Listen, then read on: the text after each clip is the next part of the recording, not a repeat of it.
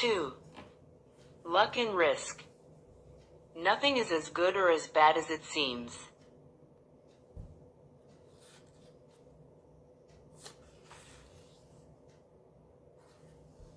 UCK and risk are siblings. They are both the reality that every outcome in life is guided by forces other than individual effort. NYU professor Scott Galloway has a related idea that is so important to remember when judging success, both your own and others. Nothing is as good or as bad as it seems. Bill Gates went to one of the only high schools in the world that had a computer. The story of how Lakeside School, just outside Seattle, even got a computer is remarkable. Bill Dougal was a World War II Navy pilot turned high school math and science teacher. He believed that book study wasn't enough without real-world experience. He also realized that we'd need to know something about computers when we got to college, recalled late Microsoft co-founder Paul Allen. In 1968, Dougal petitioned the Lakeside School Mothers Club to use the proceeds from its annual rummage sale, about $3,000, to lease a teletype Model 30 computer hooked up to the General Electric mainframe terminal for computer time sharing. The whole idea of time sharing only got invented in 1965, Gates later said. Someone was pretty forward-looking. Most university graduate schools did not have a computer anywhere near as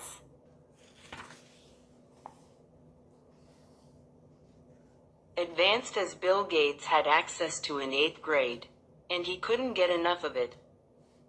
Gates was 13 years old in 1968 when he met classmate Paul Allen. Allen was also obsessed with the school's computer, and the two hit it off. Lakeside's computer wasn't part of its general curriculum, it was an independent study program. Bill and Paul could toy away with the thing at their leisure, letting their creativity run wild after school, late into the night, on weekends. They quickly became computing experts. During one of their late-night sessions, Allen recalled Gates showing him a Fortune magazine and saying, "What do you think it's like to run a Fortune 500 company?" Allen said he had no idea. "Maybe we'll have our own computer company someday," Gates said. Microsoft is now worth more than $1 trillion. A little quick math. In 1968, there were roughly 303 million high school-age people in the world, according to the UN. About 18 million of them lived in the United States. About 270,000 of them lived in Washington state. A little over 100,000 of them lived in the Seattle area. And only about 300 of them attended Lakeside School. Start with 303 million, end with 300.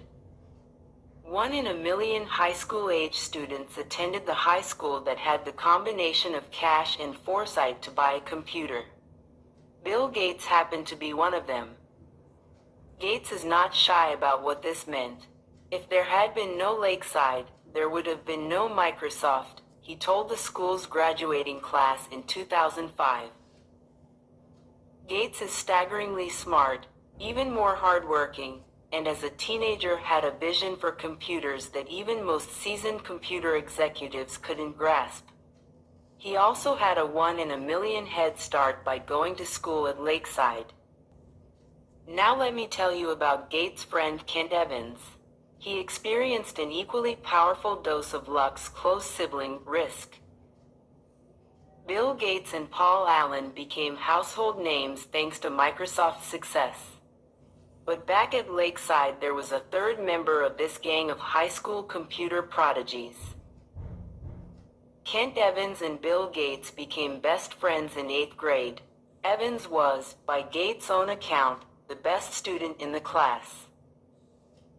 The two talked on the phone ridiculous amounts, Gates recalls in the documentary Inside Bill's Brain. "I still know Kent's phone number," he says. 525-7851. Evans was as skilled with computers as Gates and Allen. Lakeside once struggled to manually put together the school's class schedule, a maze of complexity to get hundreds of students the classes they need at times that don't conflict with other courses. The school tasked Bill and Kent children, by any measure, to build a computer program to solve the problem. It worked. And unlike Paul Allen, Kent shared Bill's business mind and endless ambition. Kent always had the big briefcase, like a lawyer's briefcase, Gates recalls. We were always scheming about what we'd be doing 5 or 6 years in the future. Should we go be CEOs? What kind of impact could you have? Should we go be generals? Should we go be ambassadors? Whatever it was, Bill and Kent knew they did together. After reminiscing on his friendship with Kent, Gates trails off. We would have kept working together. I'm sure we would have gone to college together. Kent could have been a founding partner of Microsoft with Gates and Allen. But it would never happen. Kent died in a mountaineering accident before he graduated high school. Every year there are around 36 mountaineering deaths in the United States. The odds of being killed on a mountain in high school are roughly 1 in a million. Bill Gates experienced 1 in a million luck by ending up at Lakeside. Kent Evans experienced 1 in a million risk by never getting to finish what he and Gates set out to achieve. The same force, the same magnitude, working in opposite directions. Luck and risk are both the reality that every outcome in life is guided by forces other than individual effort. They are similar that you can't believe in one without equally respecting the other. They both happen because the world is too complex to allow 100% of your actions to dictate 2% of your outcomes. They are driven by the same thing. You are one person in a game with 7 billion other people and infinite moving parts. The accidental impact of actions outside of your control can be more consequential than the ones you consciously take. But both are so hard to measure, and hard to accept, that they too often go overlooked. For every Bill Gates there is a Kent Evans who was just as skilled and driven but ended up on the other side of life roulette. If you give luck and risk their proper respect, you realize that when judging people's financial success, both your own and others, it's never as good or as bad as it seems. Years ago I asked economist Robert Shiller, who won the Nobel Prize in economics, "What do you want to know about investing that we can't know?" The exact role of luck in successful outcomes, he answered. I love that response, because no one actually thinks luck doesn't play a role in financial success. But since it's hard to quantify luck and rude to suggest people's success is owed to it, the default stance is often to implicitly ignore luck as a factor of success.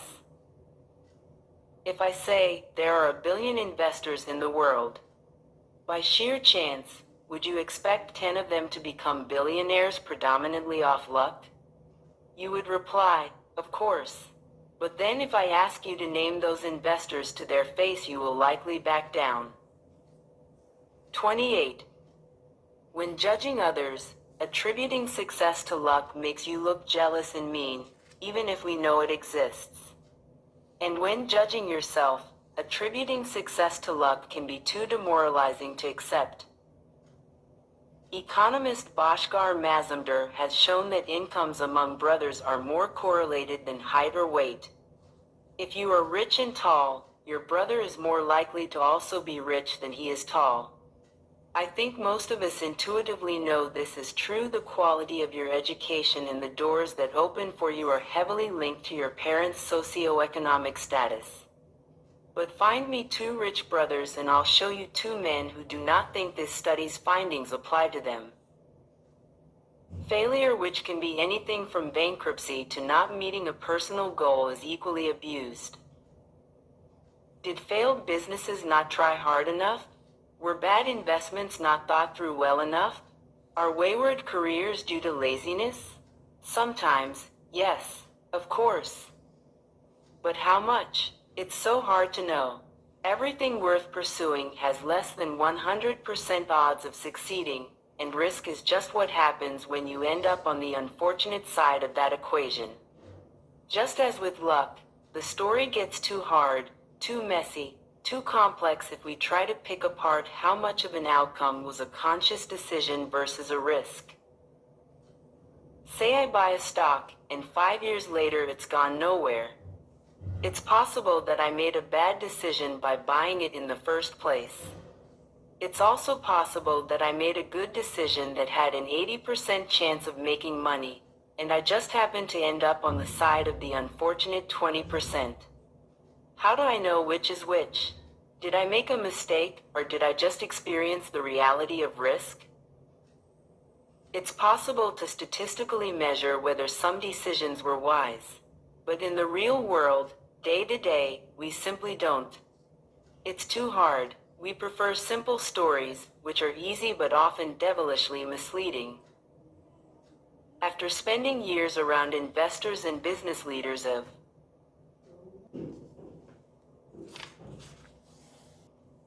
come to realize that someone else's failure is usually attributed to bad decisions, while your own failures are usually chalked up to the dark side of risk. When judging your failures, I'm likely to prefer a clean and simple story of cause and effect, because I don't know what's going on inside your head. You had a bad outcome, so it must have been caused by a bad decision, is the story that makes the most sense to me. But when judging myself, I can make up a wild narrative justifying my past decisions and attributing bad outcomes to risk.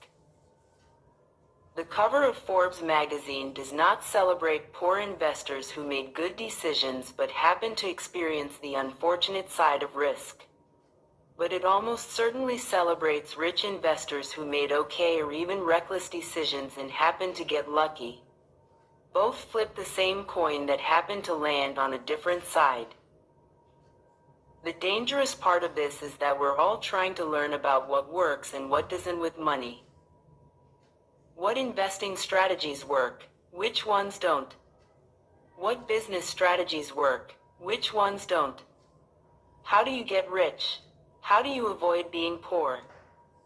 We tend to seek out these lessons by observing successes and failures and saying, do what she did, avoid what he did. If we had a magic wand, we would find out exactly what proportion of these outcomes were caused by actions that are repeatable, versus the role of random risk and luck that swayed those actions one way or the other. But we don't have a magic wand. We have brains that prefer easy answers without much appetite for nuance. So identifying the traits we should emulate or avoid can be agonizingly hard. Let me tell you another story of someone who, like Bill Gates, was wildly successful, but whose success is hard to pin down as being caused by luck or skill. Cornelius Vanderbilt had just finished a series of business deals to expand his railroad empire.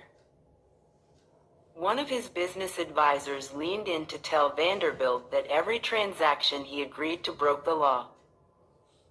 "My God, John," said Vanderbilt, "you don't suppose you can run a railroad in accordance with the statutes of the state of New York, do you?"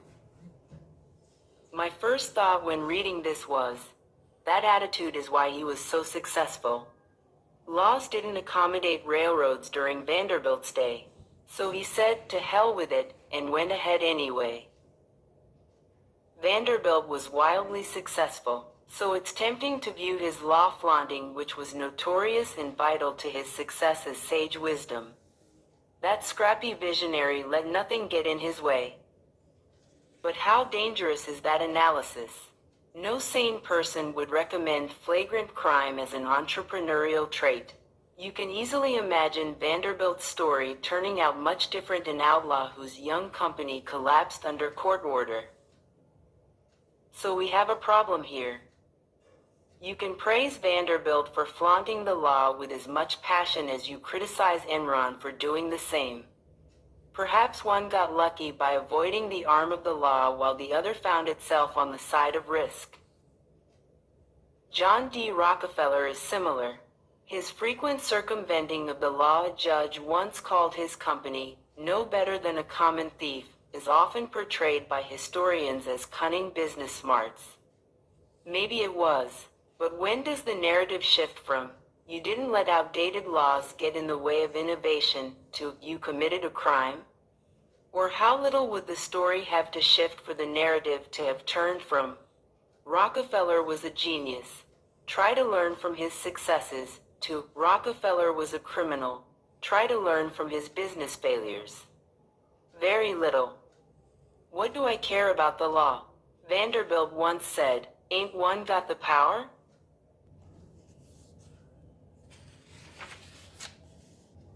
The last words of a story with a very different outcome. The line "he did, and it worked." He did, and it worked. But it's easy to imagine those being between bold and reckless can be thin. When we don't give risk and luck their proper billing, it's often invisible. Benjamin Graham is known as one of the greatest investors of all time, the father of value investing and the early mentor of Warren Buffett. But the majority of Benjamin Graham's investing success was due to owning an enormous chunk of Geico stock which, by his own admission, broke nearly every diversification rule that Graham himself laid out in his famous texts. Where does the thin line between bold and reckless fall here? I don't know. Graham wrote about his Geico bonanza. One lucky break, or one supremely shrewd decision. Can we tell them apart? Not easily. We similarly think Mark Zuckerberg is a genius for turning down Yahoo's 2006 $1 billion offer to buy his company.